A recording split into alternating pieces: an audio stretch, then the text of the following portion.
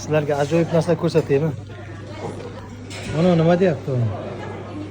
Shokolad. Qaranglar. Mazza.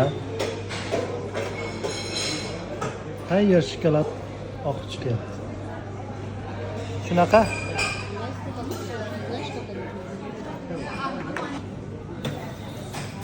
Cho'pechani olasiz. Tayyor. Tars. Zapravka qilamiz. Tayyor. И shokolad zavodga qarab yo'l olamiz. Mana. Nima deyapti bu? Ana. Ana bo'lmasa. Xullas qilib shunaqa. Mana yana Xitoylarda hojatxonasi. Mana o'zimiz tozaligini qaranglar. Hamma yo'q. Аккуратно, toza. Hidi ham приятный.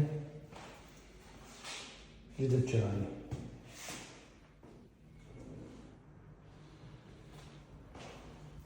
Bitta nasijitli qo'yib qo'ygan. Mana rakivinasi yoqtirilgan, qaranglar. Chiroyli, a? Shu Xitoy restorani. Mana qaranglar. Zo'r ekan buni. Bo'ldimi?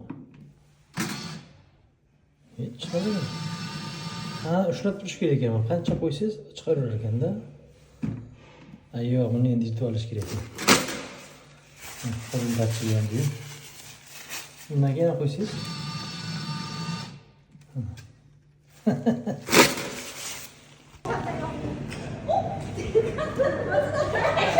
Restoran bu yerda soat 9 gacha ishlar ekan.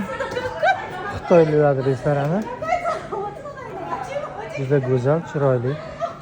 Ovqatlari ham shirin. O'zingizga bog'liq. Hamma hayvonlarning go'shtlari bor.